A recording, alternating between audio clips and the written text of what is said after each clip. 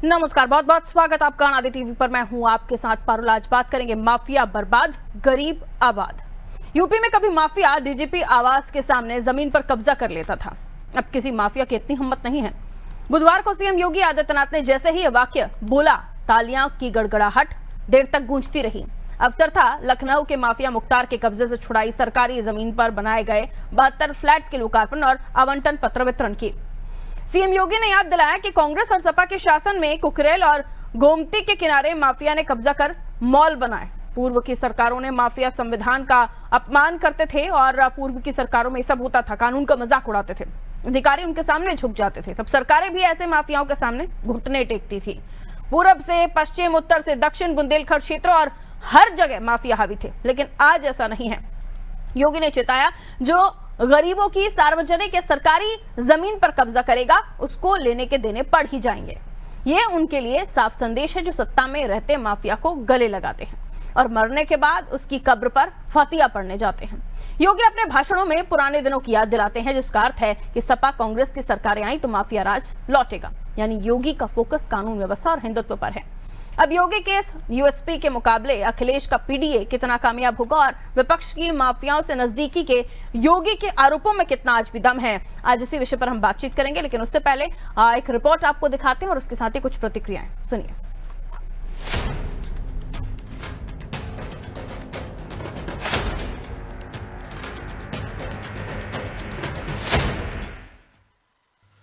कार्तिक पूर्णिमा के खास मौके पर जरूरतमंदों को आवास प्रदान किए गए, जहां साधारण और गरीब तबके से आने वाले लोगों को आवास मिले। आज कार्तिक पूर्णिमा का पावन पर्व है और इस पर्व पर मुझे लखनऊ में इन जरूरतमंदों को प्रधानमंत्री मोदी जी के विजन के अनुरूप एक एक आवास उपलब्ध करवाने का सौभाग्य प्राप्त हो रहा है। मैं कार्तिक पूर्णिमा की पूरे प्रदेश वासियों को हृदय से बधाई देते हुए, जो लाखों की संख्या में श्रद्धालु अलग अलग नदियों में, सरोवरों में स्नान कर रहे हैं, गढ़मुक्तेश्वर में, टिगरी में, सुखतीर्थ में, बदायूं में, प्रयागराज में, काशी, अयोध्या और अन्य सभी पवित्र नदियों में लाखों की संख्या में श्रद्धालु आज स्नान करके पुण्य का भागीदार बन रहा है। और ये मेरा सौभाग्य है कि मैं इस अवसर पर लखनऊ में एक कुख्यात माफिया से खाली कराई गई भूमि पर इन लाभार्थियों को आवास आवंटन के कार्यक्रम के साथ जुड़ रहा हूं। मैं प्रदेशवासियों को कार्तिक पूर्णिमा की और आवास प्राप्त करने वाले सभी उत्तर प्रदेश के नागरिकों को हृदय से बधाई देता हूं, अपनी शुभकामनाएं देता हूं। माफियाओं पर हुई कानूनी कार्रवाई के बाद से खाली हुई जमीन पर जहां गरीबों को आशियाना मिलने जा रहा है, माफियाओं पर कठोर कार्रवाई हो रही है। 60 लाख गरीबों के सिर को ढकने के लिए प्रधानमंत्री आवास योजना, मुख्यमंत्री आवास योजना और माफिया से मुक्त कराई गई भूमि पर इस प्रकार की आवासीय योजना के माध्यम से 60 लाख से अधिक गरीबों को एक एक आवास उपलब्ध कराया जा चुका है। बहनों और भाइयों, यहां पर आवास तो बने, 72 आवेदन किया था 8000 लोगों ने। जो योग्य पाए गए उनमें से 5700 लोग ऐसे थे जो योग्य हैं, एलिजिबल हैं। और मैंने एलडीए को भी, आवास विकास से भी कहा है कि भाई देखो, इन लोगों को स्कीम निकालिए, सस्ते में आवास दीजिए जरूरतमंदों को। सीएम योगी आदित्यनाथ के अनुसार अब तक 60 लाख गरीबों को आवास उपलब्ध कराए जा चुके हैं और आगे भी प्रक्रिया जारी रहेगी। आज का ये कार्यक्रम केवल एक कार्यक्रम नहीं है, ये अपने आप में एक संदेश भी है कि अगर किसी गरीब की, किसी व्यापारी की, किसी सार्वजनिक संपत्ति की और किसी सरकारी भूमि पर किसी माफिया ने, किसी अपराधी ने कब्जा किया तो उसका यही हाल होगा जो यहां पर हम लोगों ने किया है, और वही हाल होगा जो प्रयागराज में इससे पहले हम लोगों ने किया है। बहनों और भाइयों, ये लखनऊ की सबसे प्राइम लोकेशन है, सबसे प्राइम लोकेशन। एक आवास जिसे एलडीए ने 10,70,000 में उपलब्ध करवाया है, अगर मार्केट रेट के हिसाब से इसको देखा जाए तो ये कम से कम 1 करोड़ में पड़ती यहां पर। लेकिन रियायत करते हुए मेरी इच्छा थी कि जब माफिया से खाली करवाएंगे तो माफिया से खाली कराने के बाद हम इस लैंड पर गरीबों का आशियाना बनाएंगे, क्योंकि माफिया से खाली होगी तो गरीब का आशियाना ही उसमें बनना चाहिए। भाजपा की सरकार में बड़े बड़े माफिया बड़ी बड़ी सुरक्षा लेके घूमते हैं, कहीं उनकी कोई प्रॉपर्टी की जांच नहीं होती है, उन पे कहीं कोई कार्रवाई होती नजर नहीं आती है। भाजपा की सरकार दावा करती है कि उसने माफियाओं से जमीन छीन के गरीबों के लिए आवास बनाने का काम किया। लखनऊ में एलडीए गरीबों के लिए आवास बनाता है, जिसके आवेदन करने की तारीख को 4 नवंबर होती है, लेकिन उसकी तारीख एकाएक 3 नवंबर कर दी जाती है। लॉटरी की तारीख वो 10 नवंबर होती है, लेकिन एकाएक आनंद फानंद में उसकी तारीख 4 नवंबर कर दी जाती है। वेबसाइट पे जब लॉटरी प्रक्रिया चल रही होती है तो आवेदन करता 100% भारतीय जनता पार्टी सरकार पे, एलडीए पे भ्रष्टाचार के आरोप लगाते हैं, मनमानी के आरोप लगाते हैं। जिन गरीबों को आप घर देने जा रहे हैं वही सरकार पे आरोप लगा रहे हैं, वही एलडीए पे आरोप लगा रहे हैं। तो क्या गोरख धंधा किया गया होगा, क्या भ्रष्टाचार हुआ होगा, इन आरोपों की जांच होनी चाहिए। देखिए, माफिया के विरुद्ध में जो आदरणीय योगी जी ने जो अभियान चलाया है, ये निश्चित तौर पर काबिले गौर है। लेकिन सवाल ये है कि माफिया की क्राइटेरिया क्या है, माफिया का मापदंड क्या है, माफिया की पहचान क्या है। कारण ये है कि जब हम भारतीय दंड विधा के अगर खंगालने का प्रयास करते हैं तो इसमें तमाम पर्दे बेनकाब हो जाते हैं, तमाम लोग पर्दा से बाहर आ जाते हैं। निश्चित तौर पर आपने माफियाओं के खिलाफ कार्रवाई किया, गरीबों में उस आवास को बांटा, इसके लिए आपको बधाई है। लेकिन आप बताइए कि उत्तर प्रदेश के सारे बालू के जितने ठीके हैं ये किसके पास है? उत्तर प्रदेश का किसी पीडब्ल्यूडी से लेकर के नेशनल हाईवे से लेकर के सारा जो है टोल टैक्स से लेकर के एक ठेका से संबंधित प्रकरण को आप केंद्रित करके बता दीजिए कि कोई शरीफ आदमी तो ठीका पा नहीं सकता, ठीका तो माफिया ही पाते हैं।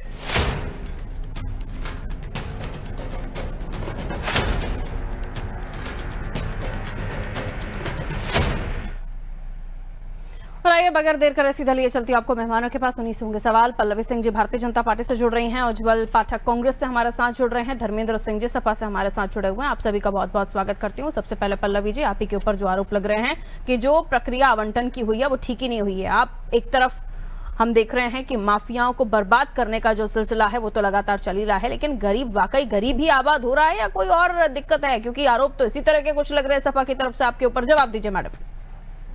जी देखिए, बिल्कुल बेबुनियाद बात है। वही बात है ना कि आप सही करो तो भी आप गलत हो, आप गलत करो तो आप गलत हो ही।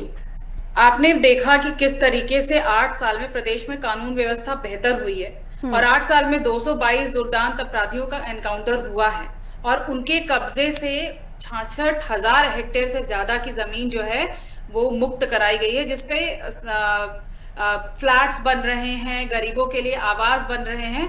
और ऐसा भी नहीं कि इसको छुपा के दिया जा रहा है या लोगों को बताया नहीं जा रहा है। आप जाके एक बार देखिए, आपने न्यूज में भी देखा होगा, बहुत सारी महिलाएं हैं जो रो पड़ी कि हम कितने सालों से आवास का सपना देख रहे थे, अब जाके वो सपना पूरा हुआ है माननीय योगी जी की सरकार में। तो ये सब बेबुनियाद बात है। देखिए, पहले के समय में क्या था कि माफियाओं से कहां से अवैध संपत्ति कहां से मुक्त कराएंगे? आपके नेता लोग ही बैठे रहते थे जिन्होंने अवैध कब्जा करके रख रखा था। तो जमीनें कहाँ से जो है संपत्तियां कहाँ से जो होंगी, जो ध्वस्त होंगी या जब्त होंगी। 2017 से लेकर 2024 तक अपराधियों पे कार्रवाई हुई और उसका बकायदा आंकड़ा है, जिसका दुनिया भर में इस समय कानून व्यवस्था के लिए यदि बात की जाए, उत्तर प्रदेश को मजबूत माना जाता है। और इसमें सारे लॉज और उसके हिसाब से कितने माफिया हैं जिनके लंबित मुकदमे हैं, जिनकी पैरवी चल रही है, कितने लोग, सबको चिन्हित किया गया है। कुछ माफिया वो भी है जो बीजेपी का बिल्ला लगाए बैठे हैं, उस पर क्या जवाब है आपके पास? देखिए, यहाँ पे कोई ये नहीं देखा जाता कि कौन बीजेपी का है, कौन माफिया होता है। ये सारी चीजें, ये एक नैरेटिव है जो सेट किया जा रहा है कि उन पर कार्रवाई नहीं हो रही है, धर्म विशेष नहीं, बिल्कुल गलत बात है, बिल्कुल गलत बात है। सबको माफिया, भूमाफिया हो, जो भी माफिया हो, जिस प्रकार का भी माफिया हो, सबको एक ही तराजू में तौला जा रहा है। कोई अलग अलग मापदंड नहीं बनाया गया है कि ये भारतीय जनता पार्टी से आते हैं तो ये माफिया नहीं है। और आप तो धर्म के लिए भी, धर्मों में भी बांटने का प्रयास करता है विपक्ष, उसको भी आप उठा के दे सकते हैं, लेकिन नाम तो उन्हीं का आएगा। फेमस तो वही होंगे ना जो ऑलरेडी फेमस हैं, नाम उन्हीं के बार बार उठ के आते हैं। तो ये सारी बेबुनियाद बातें हैं जो विपक्ष द्वारा फैलाई गई है। एक नैरेटिव सेट किया गया है कि सेलेक्टिव माफिया जो है उनको आगे किया जाता है। आप जाके जनता से पूछिए, जनता आपका इसको बेहतर जवाब देगी, क्योंकि योगी सरकार की पुलिसिंग सत्ता में रहकर माफिया को गले लगाते हैं और मरने के बाद उसकी कब्र पर फतिया पढ़ने जाते हैं। इशारा सीधे सपा की तरफ है, और ये इशारा क्यों है ये मुझे बताने की जरूरत नहीं है। धर्मेंद्र जी, माफिया राज को खत्म करना, ये योगी आदित्यनाथ की सरकार में हमने देखा क्या क्या हुआ, और उसके बाद जो आरोप लगाए जा रहे हैं, ठीक है आप आरोप लगाएं, लेकिन जो गरीबों को घर मिले हैं उनके चेहरे की खुशी, उस पर भी आप लोगों के doubt and if and buts हैं। जी देखिए, पारुल जी कटबैठी और तंज मुख्यमंत्री जी इसलिए करते हैं कि ये विकास के मामले में इनकी झोली कसी हुई है, वो तंग है, इसलिए तंज कस करके अपना काम चला रहे हैं। देखिए, सवाल ये है कि सिलेक्टिविज्म कौन कर रहा है? मेरा माफिया तेरा माफिया, जिसके ऊपर आरोप लगे भारतीय जनता पार्टी में चला जा रहा है, तो वो उसको माफिया श्रेणी से उसको साधु की श्रेणी में ला दे रहे हैं। क्या पूरब से लेकर पश्चिम तक नाम लेने की जरूरत है? रेलवे के ठेके से लेकर के कोयले के रैक से लेकर के जमीन के कब्जे से लेकर के कौन लोग कर रहे हैं? पारुल जी, सबसे बड़ी बात की आज सूचना आयुक्त यहाँ विशाल सिंह बैठे हैं, इसी अयोध्या के लिए तुरंत जारी करते हैं 40 लोगों की एक लिस्ट है कि अयोध्या के अंदर अवैध कॉलोनियां और जमीन के कब्जे हैं। उस 40 लोगों में वहां के भारतीय जनता पार्टी के मेयर और विधायक का नाम रहता है, आज तक वो खाली नहीं हुई। भारतीय जनता पार्टी के सारे लोग जमीन पर कब्जा किए, कहीं खाली नहीं हुई। दूसरी, भाई 72 लोगों को लेकर के पीआर ऐसा कर रहे हैं, दिखावा ऐसा कर रहे हैं। उत्तर प्रदेश में अगर सरकारी आंकड़े को, जो भारत उत्तर प्रदेश सरकार आंकड़ा देती है, अगर इसको माने तो मल्टी डायमेंशियल पॉवर्टी में करीब 4.5 करोड़ उत्तर प्रदेश सरकार लोग कह रही है कि ये गरीब लोग हैं। उसमें 72 लोगों को जो है कॉलोनी चाबी दे करके 10 सालों के कार्यकाल का हिसाब किताब देने के बजाय अपनी पीठ ठोक रहे हैं। दूसरी बात, जिस जमीन की बात कर रहे हैं, अगर आप चुनी हुई सरकार है, शपथ लेकर के संविधान की आप मुख्यमंत्री के पद पर हैं, तो कम से कम ये उत्तर प्रदेश में ही देखने को मिल रहा है कि जहां पर कार्यपालिका और विधायिका न्यायपालिका को ठेंगे पर रख रही है। न्यायपालिका का कोई सम्मान ही नहीं है। जो मामला सब जुडिस है और न्यायालय से फैसला आने वाला है, उस पर इस तरह की चीजें करने का मतलब कि न्यायपालिका को आप मानते ही नहीं, आप ही जज हो, आप ही मुलाजिम हो, आप ही मुंसिफ हो, आप ही फैसला दे रहे हो, आप ही आरोप लगा रहे हो। तो इस तरह से लोकतंत्र फिर कहाँ रह गया? तो डेमोक्रेसी की हत्या हो गई। इसमें जो चारों स्तंभ अगर खत्म करके हम ही आरोप लगाए कि हम कहने नहीं, इस स्टूडियो पे हम ही बैठेंगे, हमारा ही मालिकाना है और किसी का नहीं, और हम अपना फैसला दे के उसको इम्प्लीमेंट कर लें।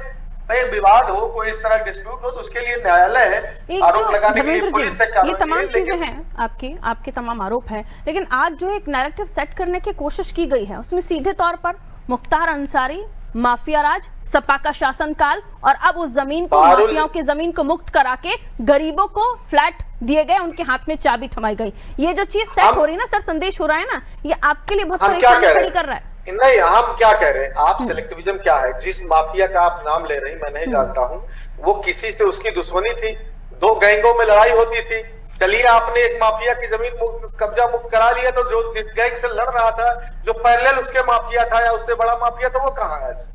बता सकते हैं क्या? उसका नाम भी नहीं भारतीय जनता पार्टी के प्रवक्ता के जबान पे आएगा, चूंकि इन्होंने उसमें अगरबत्ती सुलगा करके और फटका पहना करके उसको शुद्ध कर दिया है, उसको जो है माफिया की श्रेणी से ले आकर के मंदिर का पुजारी बना दिया है। इनके यहाँ जिसको प्रधानमंत्री जी कहते हैं कि चक्की पीसिंग 50,000 करोड़ वाला, अगले दिन सुबह डिप्टी सीएम की शपथ लेकर के वो शुद्ध हो जाता है, गंगा जल छिड़क देते हैं। तो इनकी वॉशिंग मशीन का क्या कहना, लेकिन जनता देख रही है।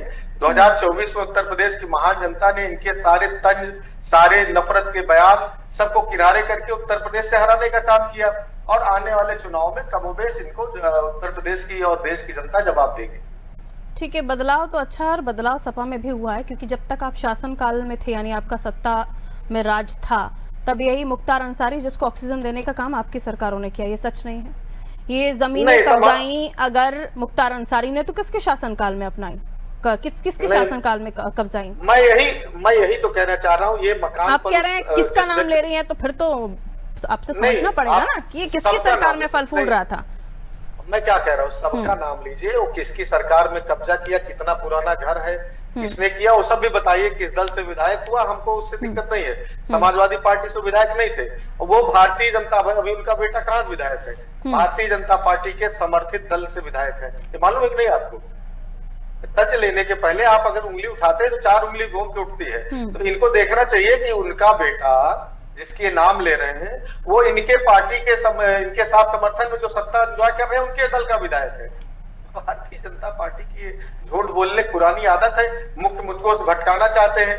जनता के जो बुनियादी सवाल है, महंगाई है, बेरोजगारी है, भ्रष्टाचार है, नौजवानों को नौकरियां है, किसानों का है, ये मुख्य मुद्दा नहीं है कि बेघरों को घर मिल रहा है, यही तो मैं आपसे कह रही हूँ। ये जो चीज सेट करने की कोशिश की जा रही है या हो रही है, ये परेशानी आपको खड़ा कर रही है। अगर इनका डाटा कहता है कि मल्टी डायमेंशियल पॉवर्टी में 4.5 करोड़ लोग हैं, क्या 72 लोगों को दे देने से देश का नक्शा बदल जाएगा प्रदेश का?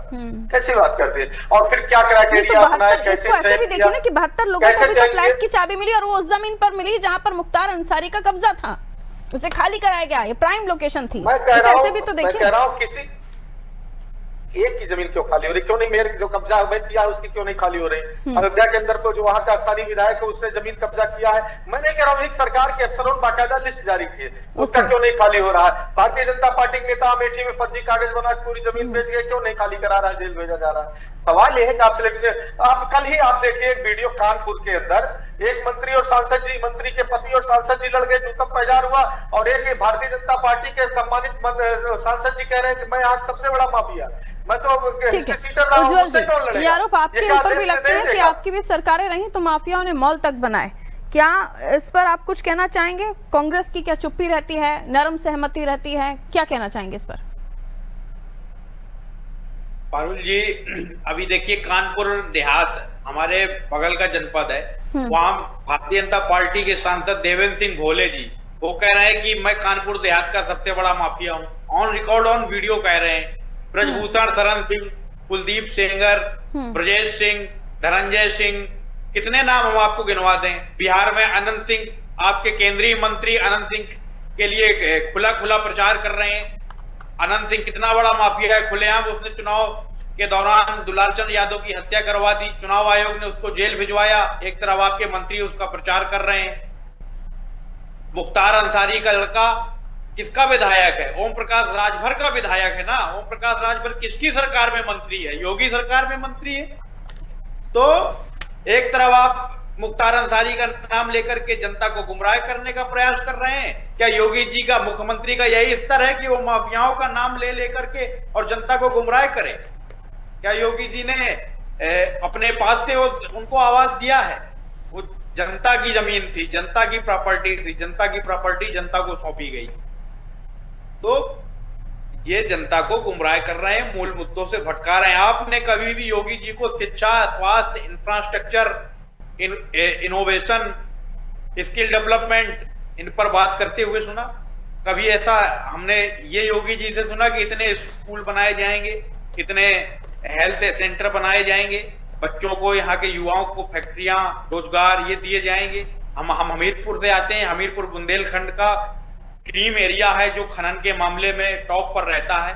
यहाँ कई खदानें हैं, बांदा में बहुत खदानें हैं, और इसके साथ साथ ये आपका महोबा में, कबरई में खदानें हैं गिट्टी खदानें, यहाँ एक भी ऐसा व्यक्ति नहीं है जो सज्जन हो जिसको खदान का पट्टा किया जाता हो। सब योगी जी के अपने माफिया हैं जो यहाँ खदान चलाते हैं आकर के। हमारी जनता के एनवायरमेंटल हित प्रभावित होते हैं, पर्यावरणीय हित प्रभावित होते हैं, हमारी हमीरपुर की जनता के प्रभावित होते हैं। एक पैसे का लाभ नहीं है। हमीरपुर की जनता तो केवल उन्हीं मोहर्रम से लदे हुए ट्रकों के सामने आकर के मर रही है। पूरे उत्तर प्रदेश की बात हो रही है, कूद के मर रहे हैं। तो देश की बात कर रहा हूँ मैं, नहीं मैं अपने जनपद का नाम ले रहा हूँ। मेरा जनपद इंग्लैंड में थोड़ी आता है, देश की बात कर रहा हूँ। माफियागिरी की बात हो रही है। किस प्रकार मोहर्रम, इस सरकार ने मोहर्रम माफियाओं को जन्म दिया, रेलवे माफिया, पीडब्ल्यूडी माफिया, शराब जवाब माफिया। लेने दीजिए, दोनों की तरफ से सवाल उठाए। लोग हैं जिनको शराब के ठेके 10 साल से मिल रहे हैं, जिनको मोहर्रम खदान के पट्टे 10 साल से मिल रहे हैं। एक ही व्यक्ति 15 खदानें अकेले चला रहा है। आप पूर्वांचल में देख लीजिए, बहुत सारे इश्यूज हैं, बहुत सारे सवाल हैं। पल्लवी जी एक एक करके जवाब दीजिए। देखिए, सबसे पहले तो बात हुई कि आवाज सिर्फ 72 लोगों को मिले। देखिए, 72 लोगों को सिर्फ आवास नहीं मिले। 8 साल में यदि बात की जाए 7 लाख लोगों को आवास मिले हैं, और उसके बाद भी 700 फ्लैट्स हैं जो अवैध कब्जे से मुक्त कराई गई हैं, जमीनें उस पे बन रहे हैं, जो अलग अलग, ऐसा नहीं कि सिर्फ लखनऊ की बात हो रही है, अलग अलग जगहों पे बन रहे हैं, जिसमें 20 बीघा से अधिक जमीन है। इसमें प्रयागराज में बन रहे हैं, बनारस के पास बन रहे हैं, झूसी, बहुत सारी जगह है जहाँ पे बन रहे हैं आवास गरीबों के लिए। और सरकार ने बाकायदा आवास विकास को भी बोल रखा है कि सस्ते दाम पे जो निम्न वर्ग के लोग हैं उनको जमीनें दिलाई जाएं। तो अभी जैसे मैं सुन रही थी, बोल रहे थे कि सिर्फ इन सब चीजों पे ऐसी बातें करके मुद्दे भटकाते हैं। आप ये बता दो, आप शायद सुनते नहीं है या देखते नहीं है, जब लोगों को रोजगार के नाम पे लोगों को पत्र दिए जाते हैं, उनको अपॉइंटमेंट लेटर वितरित किए जाते हैं, वो भी कोई चीज यहाँ पे हिडन नहीं है। यदि भारतीय जनता पार्टी की बात की जाए, सब चीज ओपन तरीके से की जाती है। रोजगार की बात की जाए, रोजगार भी दिया। अब सुनिए ना, आपको सुन रही थी तो आप भी सुनिए ना। उज्जवल जी शांत रहिए, मैं नहीं बोल रही थी ना आपके बीच में, तो प्लीज तो वो आपको नहीं दिखेगा। आपको लगता है मुद्दे से भटकाता है, हर चीज मुद्दे। जब रोजगार की बात होगी वो भी आपको नहीं सुनाई देगा, नहीं दिखाई देगा। ग्रेटर नोएडा में अभी इंटरनेशनल ट्रेड शो हुआ जिसमें स्किल डेवलपमेंट की बात हो रही थी, जहां पे छोटे हस्तशिल्प वाले, उत्तर प्रदेश की यदि बात की जाए, हर जिले के प्रोडक्ट्स वहां पे रखे गए थे। इसके अलावा इंटरनेशनल यदि बात की जाए, 2500 से ज्यादा लोगों ने अपना प्रोडक्ट, अपना जो उनका उत्पाद है उसको वहाँ पे एग्जिबिट किया था। मुख्तार अंसारी, माफिया राज, जीरो टॉलरेंस कानून व्यवस्था, इसका जो एक माहौल बनाया गया, इन्होंने जैसे सिलेक्टिव पॉलिटिक्स करते हैं जी, पारुल जी, जैसे सिलेक्टिव पॉलिटिक्स करते हैं, हर चीज में सिलेक्शन रखते हैं कि इन्होंने ये बात की उसको पकड़ना है, लेकिन बाकी लेकिन वो कह रहे हैं ना कि जिस पार्टी में अब्बास अंसारी, मुख्तार अंसारी का बेटा है, वो तो आपकी पार्टी, आपकी पार्टी सहयोगी पार्टी है, फिर वहां फिर क्या जवाब देंगे आप? देखिए, वही जैसे मैंने आपको पहले ही कहा, पारुल जी, हमारे यहाँ ये भेदभाव नहीं होता कि ये माफिया है तो ये इस पार्टी का है तो उस पार्टी, सबके ऊपर बराबर कार्रवाई होती है। और अवैध निर्माण जिसका है, अवैध कब्जे वाली जमीनें हैं, वो हर जगह से पकड़ी जाती हैं। हर, आप जैसे आप समाजवादी पार्टी की सरकार थी, वो पहले क्या करती थी, 1 डिस्ट्रिक्ट 1 माफिया, और ये चलता था। ये हर कोई, एक जनता, ये बच्चा जानता था, बहुत संक्षेप में कट्टे का निर्माण होता था। अब ये सारी चीजें समाप्त हो गई हैं, लेकिन आप इस विषय में बात नहीं करेंगे। ठीक है, धर्मेंद्र जी 30 सेकंड में अपनी बात रखिए, बहुत शॉर्ट। पारुल जी ने बताया बात हो रही थी, तो हम क्या करें, वो बातें होने से कुछ नहीं होता। जमीन पर क्या है ये बताए कि कितना एमएसएमई फैक्ट्री लग गई, कितना इंडस्ट्री लग गई उत्तर प्रदेश के अंदर। चलिए, आप डेवलपमेंट पे चर्चा कर रहे हैं, कितने नौजवानों को नौकरियां मिल गई, आपने स्मार्ट सिटी कहा चली गई। 10 सेकंड, बहुत कम शब्दों में, बहुत कम शब्दों में। उज्जवल जी, दोगुनी हुई कि नहीं हुई, हम क्या करें, आप तो झूठ बोलते हैं। आप विकास की जब बात नहीं तो आप तंज और ठीक है सर, ठीक है। उज्जवल जी प्लीज स्टार्ट, समय नहीं है। योगी जी की पृष्ठभूमि ही माफिया अपराध रही है, तो ये मुख्यमंत्री पद पर बैठकर की भी अपराध और माफिया इससे ज्यादा नहीं उभर पा रहे हैं। उत्तर प्रदेश को नई सोच, विकासात्मक विचारधारा और इसके साथ साथ उन्नति वाला मुख्यमंत्री चाहिए, और 27 में वो मिलेगा। देखिए पारुल जी, जो माफिया कह रहे हैं वो खुद अपनी पार्टी को खंगाल लें। माफियाओं से भरी हुई आपकी पार्टी होगी।